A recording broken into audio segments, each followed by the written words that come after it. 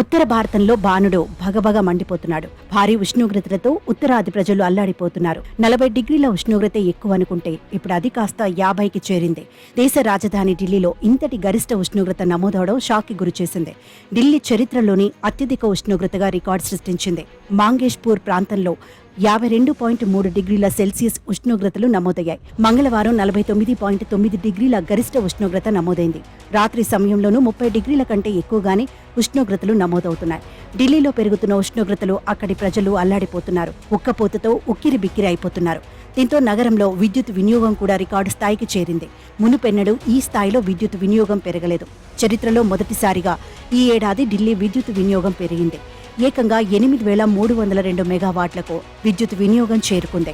వరుసగా 7 రోజుల నుంచి ఢిల్లీలో 7,000 మెగావాట్ల విద్యుత్ వినియోగం జరుగుతోంది. మరోవైపు మరికొన్ని రోజుల్లో దేశ ప్రజలకు ఎండల నుంచి ఉపశమనం లభించనుంది. మే 30-31 మధ్య ఎప్పుడైనా రుతుపవనాలు భారత సరిహద్దులోకి ప్రవేశించవచ్చని పేర్కొంది. రాబోయే 24 గంటల్లో కేరళలో రుతుపవనాల రాకకు పరిస్థితులు అనుకూలంగా ఉన్నాయని వాతావరణ శాఖ వెల్లడించింది.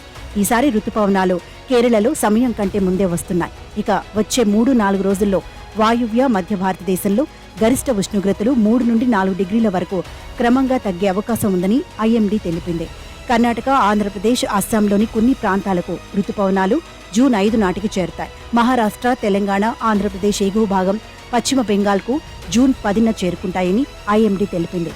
గతేడాది జూన్ 8న రుతుపవనాలు ఒక వారం ఆలస్యంగా ప్రారంభమయ్యాయి. ఐఎండీ ప్రకారం కేరళలో సాధారణ రుతుపవనాలు జూన్ 1న ప్రారంభమవుతాయి. ఆ తర్వాత అది ఉత్తరం వైపుగా జూలై 17 నాటికి దేశంలోని మిగిలిన ప్రాంతాలకు విస్తరిస్తాయి.